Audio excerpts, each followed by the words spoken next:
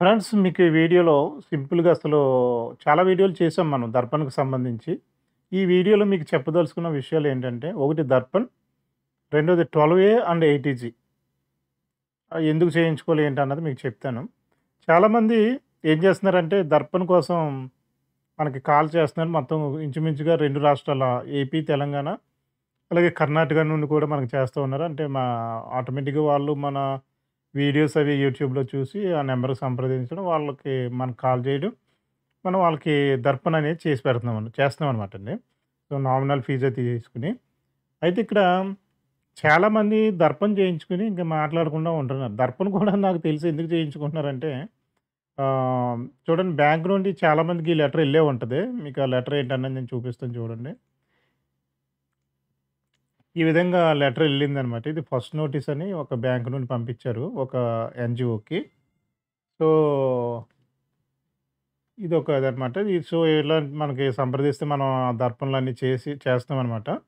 So, Darpana ఎందుకు అసలు ఇది ఎందుకు చేసుకోవాలన్నది మనం చాలా వీడియోస్ చేసాం. ఒకవేళ మీరు ఫ్రీగుంటే ఆ వీడియోస్ అన్నీ చూస్తే మీకు పూర్తి సమాచారం అనేది తెలుస్తుందనమాట. ఇదైతే ఫస్ట్ నోటీస్ అని చెప్పి పంపించారనమాట. సో, ఇది సో, మెయిన్ ఏంటంటే ఈ విధంగా చాలామందికి నోటీసులెళ్ళడం, అలాగే బ్యాంక్ అకౌంట్ ఫ్రీజ్ అయిపోవడం. ఆహ్, అంటే ఫ్రీజ్ అయిపోవడం అంటే ఇంక వాళ్ళు అమౌంట్ తీసుకోవడానికి ఉండదు. ఎంత అమౌంట్ పడినా దర్పణ ఐడీ సబ్మిట్ చేస్తేనే గాని ఈ అమౌంట్ తీసుకోవడానికి ఉండదు. చేసుకోవడం అంటే చేసుకోవచ్చనుకోండి. తీయడం అనేది ఉండదనమాట. సో, అటువంటి మనం గత ఏపీ, తెలంగాణ, బెంగుళూరు అదే కర్ణాటక మనల్ని సంప్రదించినప్పుడు చేస్తున్నాం అనుకోండి. చాలా అప్లికేషన్‌లు ఇప్పటివరకు చేసాం. అయితే నేనిక్కడ ఈ వీడియోలో మెయిన్ ఫోకస్ చేయవలసిందేంటంటే, దర్పణ్ అనేది చాలా కేర్‌ఫుల్‌గా చేయాలి. మాకు దాంట్లో ప్రొఫెషనల్‌గా మేము చేస్తాం కాబట్టి, ఏ ఎర్రర్స్, ఏ విధమైన ఇబ్బందులు రావన్నమాట. వన్స్ ఏదైనా ఒక చిన్న ఎర్రర్ వచ్చిందనుకోండి, దాన్ని రెక్టిఫై చేయడానికి చాలా టైం తీసుకుంటుంది. సో, మనకి చాలామంది అప్రోచ్ అవుతారు. వాళ్ళు సొంత ప్రయత్నం చేసేసి అప్రోచ్ అవుతారు. మరి చూడండి మీకు ఒకటి చూస్తున్నాను. అంటే ఎలాంటి ఎర్రర్స్ వస్తాయంటే, చాలా ఎర్రర్స్ వస్తాయన్నమాట. వన్స్ అది సరిగ్గా సబ్మిట్ చేయకపోతే ఆహ్, ఎర్రర్స్ వస్తాయి. మళ్ళీ ఇయన్నీ రెక్టిఫై చేయడానికి చాలా ఎక్కువ టైం తీసుకుంటదండి. అంటే టైం తీసుకున్నా అది అవుతదో అవ్వడం అంటే అవుతది గానీ టైం ఎక్కువ పట్టేద్దనమాటండి. ఇది చేసే టైంలో మేము మిగిలిన అప్లికేషన్‌లో ఫ్రీగా కొన్ని చేసేయొచ్చనమాట. చాలా ఆ టైంలో మనం చాలా అప్లికేషన్‌లో అప్లై చేసేయొచ్చనమాట. చేత ఏంటంటే, మీరు దర్పణ కావాలి రైటే. బట్ ఎక్కడ పడితే అక్కడ చేయించకండి. ఎందుకంటే దీని మీద ప్రొఫెషనల్‌గా ఎక్స్‌పీరియన్స్ లేనోళ్ళతో చేయించారనుకోండి, అది ఏదో ఎర్రర్స్ వస్తే మళ్ళీ ప్రాబ్లమ్ అయిపోద్దనమాట. సో, అలా చేయించి మన దగ్గరకొచ్చిన వాళ్ళు కూడా ఉన్నారు. సో, అది ఏదైతే రెక్టిఫై చేయడం, వాళ్ళకి దర్పణ ఐడీ మొత్తం మీద ఇవ్వడం అనేది జరిగిందనమాట. అయితే ఈ వీడియోలో నేను చెప్పేదేంటంటే, దర్పణ చేయించేసుకొని అంటే దర్పణ కూడా ఎందుకు చేయించుకుంటున్నారంటే బ్యాంక్ వాళ్ళు నోటీస్ పంపి అకౌంట్స్ ఫ్రీజ్ చేసినందుకు దర్పణ చేయించుకుంటున్నారండి. ఒకవేళ బ్యాంక్ వాళ్ళు నోటీస్ ఇవ్వకపోతే దర్పణ కూడా చేయించుకోరు. సో, ఏమైతేను అది అకౌంట్ ఫ్రీజ్ అయిపోతే ఏదో కారణం చేత దర్పణ అయితే చేయించుకుంటున్నారు. చాలామంది దర్పణ చేయించుకొని దర్పణతో ఆగిపోతున్నారండి. అక్కడే వచ్చింది సమస్య. సార్ మరి ఏం చేయాలి అని అంటారేమో. చూడండి మీకు చాలా అంటే కొంతమంది ఒక ఎన్‌జీఓ అంటే సొసైటీ గాని లేదా ట్రస్ట్ గాని ఏదైనా రిజిస్ట్రేషన్ చేసుకొని అలా ఊరుకుంటున్నారండి. ఎవరో చెప్తారు ఇలాగ సొసైటీ ఉంటే హ్మ్. ఏమన్నా ఫండ్స్ అయి వస్తాయిరా అని చెప్తారు. రైటే అది మంచి ఆలోచనే. మరి ఫండ్స్ ఎలాంటోళ్ళకొస్తాయి? లీగల్ సెటప్ కరెక్ట్‌గా ఉన్నవోళ్ళకి మాత్రం వస్తాయి. అంతేగాని ఎవరో సలహా ఇచ్చారని సంస్థ ఓపెన్ చేసుకొని కూర్చుంటే ఏమి రాదు కదా! దానికి లీగల్ సెటప్ ఏంటంటారు? ఇప్పుడు మనకి ఎవరైనా డొనేట్ చేయాలన్నా, దానికి ఆ సంస్థకి 12A ఉందా? ఏటీజీ ఉందా? ఇయన్నీ చూసి చేస్తారు గానీ డొనేషను. ఏ విధమైన లీగల్ సెటప్ లేకుండా 12 సర్టిఫికేట్ లేకుండా, లేదా ఏటీజీ సర్టిఫికేట్ లేకుండా, ఇవన్నీ ఏమీ లేకుండా ఎలా చేస్తారు? ఎఫ్‌సిఆర్‌ఏ అంటే అది వేరే ప్రాసెస్ అనుకోండి. విదేశాల నుండి ఫండ్స్ రావడం కోసం చేసేది. అలాగే రిజిస్ట్రేషన్. సీఎస్ఆర్ అంటే కొన్ని కొన్ని సంస్థలుంటాయి కార్పొరేటియి. వాళ్ళు కొన్ని కొన్ని సందర్భాల్లో సంస్థలకు కూడా డొనే డొనేట్ చేస్తారనమాట. వాళ్ళ దగ్గర నుండి ఫండ్స్ తీసుకోవాలంటే ఖచ్చితంగా సీఎస్ఆర్ రిజిస్ట్రేషన్ అయ్యి ఉండాలనమాట. సరే ప్రస్తుతానికి సీఎస్ఆర్ అనేది తర్వాత మెయిన్ ఏంటంటే చాలామంది దర్పం చేసి ఊరుకుంటున్నారన్నమాట. మిగతాయి మనకు తెలీక. అంటే వాళ్ళకి అవగాహన లేక. సో, మీరు దర్పం చేసుకుంటే గనక మీరు ఒకేళ మేము యాక్టివిటీస్ చేస్తామండి. ఫలానా యాక్టివిటీస్ మా యొక్క సంస్థలో ఆహ్, ఏదో పువర్ చిల్డ్రన్ స్టూడెంట్స్‌ని చదివించాలనో, లేదా అనాథులకి ఏదో సేవా కార్యక్రమాలు చేయాలనో, ఏదో ఒకటి కొన్ని ఎయిమ్స్ అండ్ ఆబ్జెక్టివ్స్ మీ సంస్థలో పెట్టుకుంటారు. ఉంటాయి ప్రతి సంస్థకి ఏదైనా ఏదైనా ఉంటది. మీరు ఆ యాక్టివిటీసు మేము యాక్టివిటీస్ అన్నీ సంపూర్ణంగా చేసుకుంటాం. పర్ఫెక్ట్‌గా అన్ని యాక్టివిటీస్ చేసుకుంటామండి. మాకు డొనేషన్స్ కూడా చాలా అవసరం. ఎందుకంటే మంచి ఉద్దేశంతో నోబుల్ కాసెస్ అయితే చాలా సంస్థలు చక్కని నోబుల్ కాసెస్ ఉంటాయి. మంచి మంచి యాక్టివిటీ చేసేవాళ్ళు కూడా ఉంటారనమాట. సో, నీలో అంత మంచి ఉద్దేశం ఉన్నప్పుడు నువ్వు యాక్టివిటీస్ చేయాలని అనుకుంటే గనక ఖచ్చితంగా మీకు 12A రిజిస్ట్రేషన్ సర్టిఫికేట్స్ అయితే ఉండాలి. అంతేగాని ఏదో దర్పణ అంటే చేసేసుకుని, దర్పణం తర్వాత మీరు చేయవలసింది ఏంటంటే 12A కూడా చేసుకోవాలనమాట. ఎప్పుడది మీరు ఒకవేళ యాక్టివిటీస్ అయి చేసుకుంటాం, మాకు డొనేషన్స్ వస్తాయండి.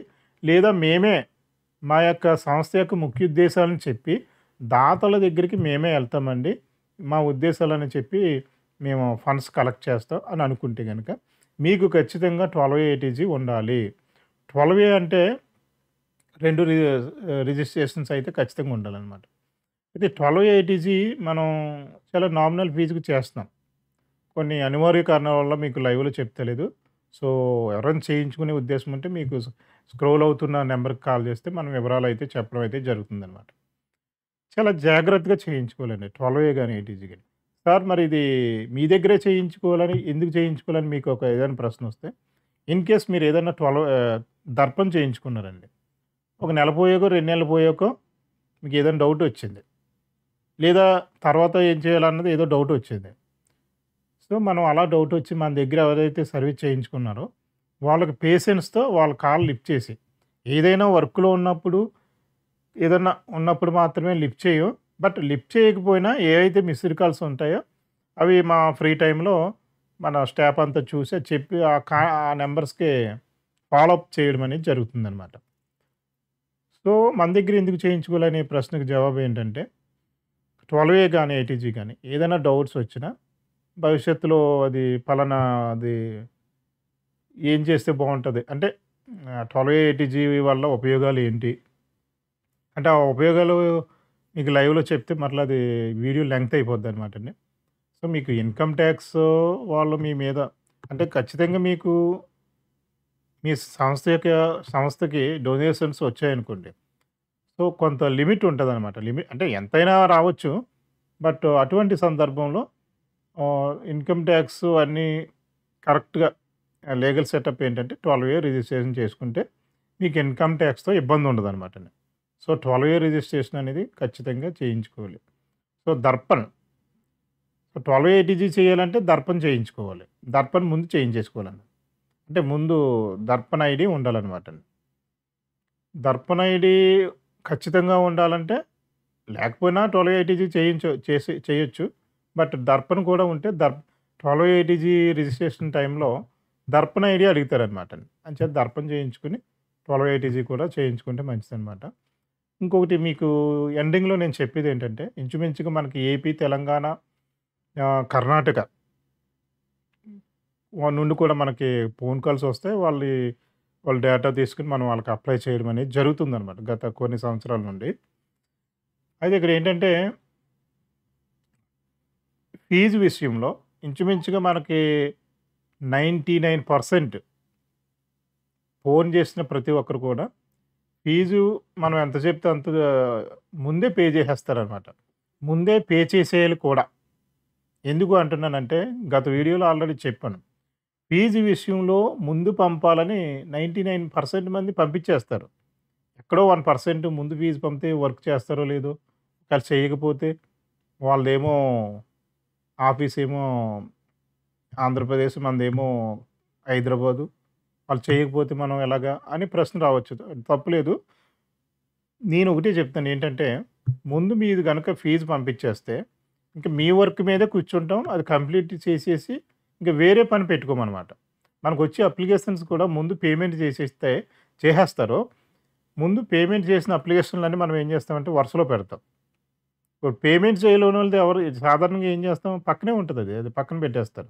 పేమెంట్ చేసినోళ్ళు అంటే పేమెంట్ చేసినోళ్ళు ఎందుకు పేమెంట్ చేశారు కాబట్టి ఆళ్ళు డిమాండ్‌గా మాకు ఫోను చేయొచ్చు. వాళ్ళకి జవాబు చెప్పవలసిన పని కూడా మాకుంటదనమాట. సో, మరి ముందు పేమెంట్ పంపితే మీరు ఒకవేళ చేయకపోతే ఏంటి సార్ అనే డౌట్ కూడా రావచ్చు. దానికి కూడా ఏం చెప్తున్నానంటే, మీరు ఫోన్‌పే ద్వారా పేమెంట్ చేస్తే, మీకు దానిని మించిన లీగల్ ఎవిడెన్స్ ఇంకోటేదీ లేదండి. ఫోన్‌పే మా బ్యాంక్ అకౌంట్‌తో లింక్ అయ్యి ఉంటది కాబట్టి, దానికి మించిన లీగల్ ఎవిడెన్స్ ఇంకోటేదీ లేదు. సో, అందుకని మేము ఫోన్‌పే చేసిన వెంటనే స్క్రీన్‌షాట్ పెట్టండి అని అడుగుతాం. అంతే ఎవరైతే పంపించారో అది పేమెంట్ చేసిన వాళ్ళందరిని ఒక వరుసలో పెట్టేసి అయన్నీ అప్లై చేయడం అనేది జరుగుతుందనమాట. అది. ఒకవేళ మీరు పేమెంట్ చేయలేదనుకోండి, మీ అప్లికేషను పక్కనే ఉంటుంది. చేయరనమాట వర్క్. ఎందుకు సార్ మీరు ఇంత ఖచ్చితంగా చెప్పేస్తున్నారంటే, గతంలో మనం 2, 3 కేసులు చేసామండి. వన్స్ మనం వర్క్‌లో ఇన్వాల్వ్ అయ్యామనుకోండి, స్టాఫ్ అందరిని కూర్చోబెట్టి మొత్తం వర్క్ ఇది అని అసైన్ చేసి, వర్క్‌లో ఇన్వాల్వ్ అయ్యి చేయించినప్పుడు, వాళ్ళు టైం చాలా స్పెండ్ చేస్తామండి. ఎందుకంటే ప్రతి అప్లికేషన్ అది మొత్తం డీటెయిల్స్ అన్నీ కరెక్ట్‌గా వెరిఫై చేసి అన్నీ చేసి, అంతా ఓకే అనుకున్నాక వర్క్ చేస్తాం. తీరా మేము 1 అవర్, 2 అవర్స్ అలా స్పెండ్ చేసే వర్క్ చేసిన తర్వాత పేమెంటు ఇవ్వడంలో మళ్ళా వాళ్ళకి కాల్ చేయడం, ఒకవేళ ఆళ్ళకి లిఫ్ట్ చేయకపోతే మనకది పని కాదు కదా! సో, వేరే అప్లికేషన్‌లు చూసుకుంటామనమాట. మీరెందుకు ఇంత ఖచ్చితంగా అన్న మాటకి నేను చెప్తున్నాను చూడండి. గతంలో 2, 3 కేసులు చూసాం. ఎందుకంటే వాళ్ళు పేమెంట్ ఇచ్చే విషయంలో చాలా ఇబ్బంది పెట్టారు. చాలా ఒత్తిడికి అవుతదనమాట. సో, అలాంటి రిస్క్ మేము తీసుకోదలుచుకోలేదు. మనకి చాలా 2 రాష్ట్రాలు అలాగే కర్ణాటక, బెంగుళూరు ఇన్ని స్పెషల్ కేసెస్ వేరే రాష్ట్రాల నుండి కూడా వస్తున్నాయి. మాకయి సరిపోతాయండి. ఇగ అయి సరిపోతాయి. అయి అవి ఆ వర్కే ఎక్కువుంటదనమాట. అంచేత మంది కరెక్ట్‌గా జెన్యూన్‌గా ఉంటుంది. దగ్గరోళ్ళు ఎవరైనా ఉంటే డైరెక్ట్ మనల్ని మీట్ అయ్యి చేయించుకోవచ్చు. దూరమోళ్ళు అయితే చక్కగా వాళ్ళు ఫోన్‌పేలో పేమెంట్ చేసేసి వాళ్ళ దగ్గర స్క్రీన్‌షాట్ ఉంటుంది. ఫోన్‌పే చేసిన రిసిప్ట్ ఉంటుంది. మన దగ్గర ఉంటది కాబట్టి వాళ్ళు భయపడక్కర్లేదు. ఎందుకంటే అది లీగల్ ఎవిడెన్స్.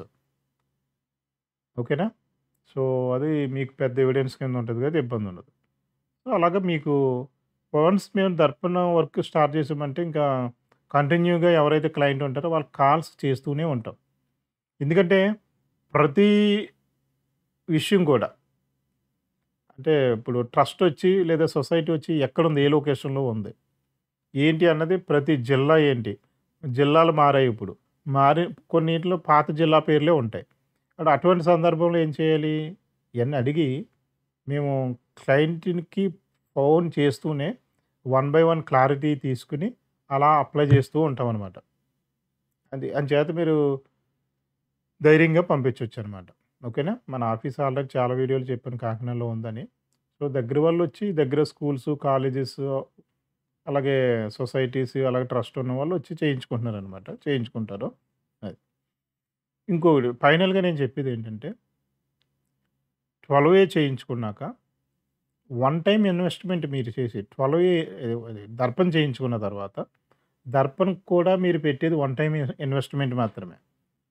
సో, మీరు కంటిన్యూగా అదే ప్రతి సంవత్సరమనో లేకపోతే 2 సంవత్సరాలకోసారి పెట్టనవసరం లేదు దర్పణకి. 12 ఏటీజీ కూడా వన్ టైమ్ ఇన్వెస్ట్‌మెంటే. సో, అది అయితే కొంచెం వ్యాలిడిటీ ఉంటుంది.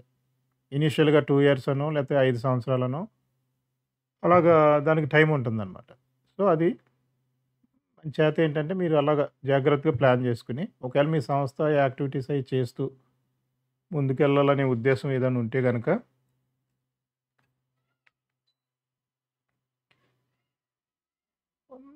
చక్కగా లీగల్ సెటప్ అయితే ఖచ్చితంగా మెయింటైన్ చేయాలి. ఖచ్చితంగా ఫండ్స్ రావాలంటే. మీకదే చెప్తున్నాను. ఇప్పుడు ఎవరైనా మీకు డొనేషన్ చేయాలి అంటే గనక, ఆ సంస్థ యొక్క లీగల్ సెటప్పు, ఆ సంస్థ చేసే యాక్టివిటీస్ ఏంటి అన్నది చూసి చేస్తారు తప్ప, నీ దగ్గర ఓన్లీ దర్పణే పెట్టుకొని దర్పణలో రిజిస్ట్రేషన్ అయిపోయి కూర్చుంటే చేయరు కదా! దర్పణ చేయించుకోండి మంచిదే. సో, 12 ఏటీజీ కూడా ఇయన్నీ చేయించుకుంటే గనక, ఏ సంస్థ అయితే ఈ లీగల్ సెటప్పు, ఈ 12 సర్టిఫికేట్స్ అవి కలిగి ఉంటాయో, ఆ సంస్థలకి డొనేషన్ చేసేవాళ్ళు ముందుకొస్తారనమాట. అంతేగాని ఏ లీగల్ సెటప్పు లేని వాళ్ళకి డొనేషన్ ఎవరు చేస్తారు? కొన్ని గవర్నమెంట్ ప్రాజెక్టులుంటాయి. గవర్నమెంట్ ఖచ్చితంగా ఏదో అప్లికేషన్ ప్రాసెస్ ఉంటది గవర్నమెంట్‌కి.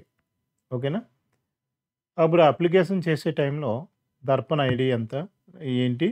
అలాగే 12 నంబర్ ఎంత? ఏటీజీ నంబర్ ఎంత? ఇలాంటి రిజిస్ట్రేషన్ నంబర్‌లన్నీ అడుగుతదనమాట. అప్పుడు ఏమి ఎంటర్ చేస్తారు మీ దగ్గర 12 ఏటీజీ రిజిస్టర్ అవ్వకుండా మీరక్కడ నంబర్ అడిగినప్పుడు ఏమి ఎంటర్ చేస్తారు? బ్లాంక్ వదిలేయలేరు కదా! ఆ లీగల్ సెటప్ ఏదైతే ఉంటదో వాళ్ళకి గవర్నమెంట్ ప్రాజెక్ట్‌లయ్యి ఇవ్వడం అనేది జరుగుతుందనమాట. సో, అందుచేత ఏంటంటే మనం చాలా జాగ్రత్తగా 12 ఏటీజీ అంటే ఇన్‌కమ్ టాక్స్ రిలేటెడ్‌గా అవి చేయడం అనేది జరుగుతుందనమాట. అలాగే దర్పణం. దర్పణ్ కూడా చాలా జాగ్రత్తగా ఇప్పుడు మొత్తం సిస్టమ్ అంతా చాలా దారుణంగా మార్చేసాడండి. చాలా జాగ్రత్తగా చూసుకొని ఏసుకోవాలి. ఇక్కడ చూడొచ్చు మీరు టోటల్‌గా ఇప్పటివరకు దర్పణం చేయించుకున్న వాళ్ళు ఎంతమంది ఎన్ని సంవత్సరాలంటే ఆహ్, 3,58,588 ఇప్పుడు ఈ రోజు డేట్‌కనమాట. 10/4/2025 డేట్‌కి ఇది. సో, దీంట్లో యాక్టివ్‌లో ఉన్న దర్పణ ఐడీలు అలాగే బ్లాక్ లిస్ట్‌లో ఉన్న లిస్ట్ అంతా క్లియర్‌గా ఇచ్చారనమాట.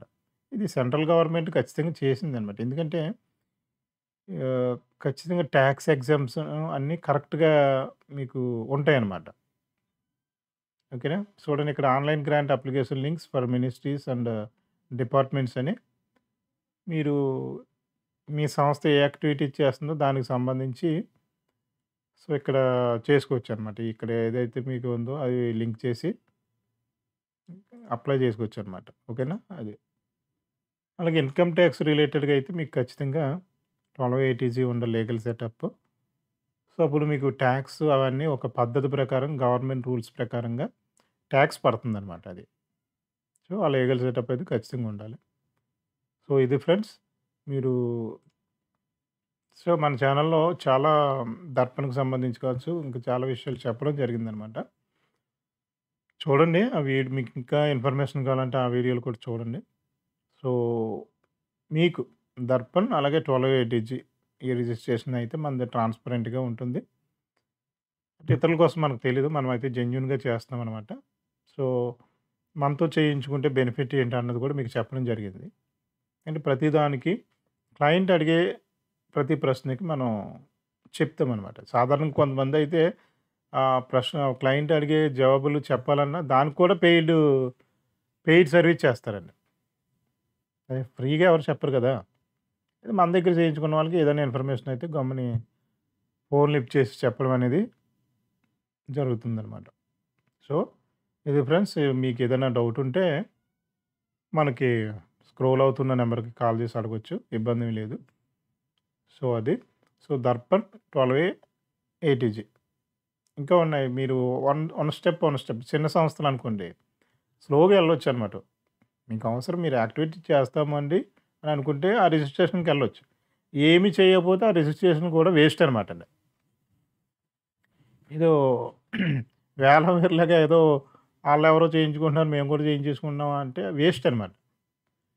మీరు యాక్టివిటీ చేస్తాను అనుకున్నప్పుడు మాత్రమే ఈ రిజిస్ట్రేషన్‌లు అవసరం తప్ప ఏమి చేయకపోతే చేయించుకున్నా వేస్ట్ అనమాట. అది కూడా మేమే చెప్పేస్తున్నాం.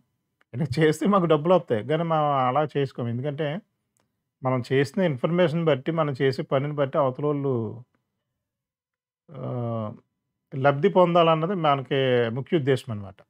అది. సో, ఫీజు కూడా మనం నామినల్‌గానే తీసుకుంటున్నాం. సో, బయటైతే ఒక్కొక్కళ్ళు ఒక్కో రేటు ప్రైస్ అనమాట. మార్కెట్ ప్రైస్ ప్రకారం చెప్తారు.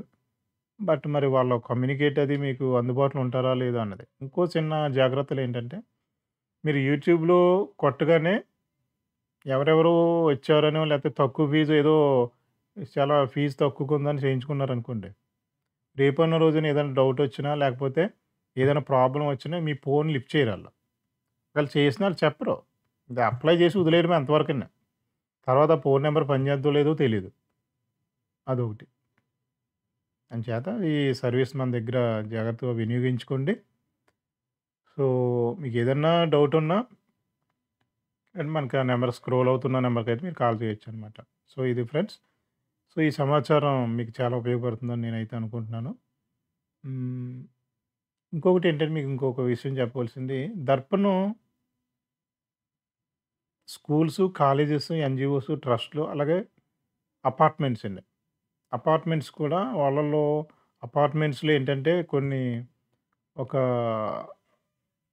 కొంత గ్రూప్ ఆఫ్ పీపుల్ ఉండి అపార్ట్మెంట్స్‌లో ఉన్నప్పుడు దాన్ని అందరూ ఒక కాలనీలాగా ఉండి దాంట్లో సంస్థలో సొసైటీ రిజిస్ట్రేషన్ చేసుకోవాలనమాటండి. ఎందుకంటే అపార్ట్మెంట్‌లో అందరూ ఉన్నప్పుడు దాని యొక్క మరమ్మతులు కావచ్చు, ఏదైనా రిపేర్ వచ్చినా మొత్తం అందరూ దాంట్లో కాంట్రిబ్యూషన్ ఉండాలి. అది ట్రాన్స్‌పరెంట్‌గా జరగాలంటే బ్యాంక్ అకౌంట్ ఉండాలి. బ్యాంక్ అకౌంట్‌తో పాటు సొసైటీ రిజిస్ట్రేషన్ అది ఉండి అప్పుడు బ్యాంక్ అకౌంట్ ఓపెన్ చేసుకోవాలి. ఏ కంప్లెయింట్ వచ్చినా అది అందరి దృష్టికెళ్ళి చేసుకుంటారనమాట. సో, అంచేత ఏంటంటే అపార్ట్మెంట్ వాళ్ళు కూడా ఈ సొసైటీ దర్పణ్ రిజిస్ట్రేషన్ అయితే ఖచ్చితంగా చేసుకోవాలనమాట. స్కూల్స్, కాలేజెస్‌తో పాటు ఎన్‌జీఓస్ అంటే సొసైటీ గాని, ట్రస్ట్ గాని ఏవైనా ఖచ్చితంగా చేసుకోవాలనమాట. అలా చేసుకున్నప్పుడే మీకు ఈ ట్రాన్సాక్షన్స్ అవి ఇబ్బంది లేకుండా ఉంటుందనమాట. సో, అది ఫ్రెండ్స్. సో, మరిన్ని వివరాలకైతే మన ఛానెల్ సబ్స్క్రైబ్ చేసుకోండి. ఒకవేళ ఈ సమాచారం మీ ఫ్రెండ్స్ అండ్ ఫ్యామిలీ మెంబర్స్ కూడా షేర్ చేయ షేర్ చేయమని మన రిక్వెస్ట్ అనమాట. So, for more updates stay tuned. Best tech world.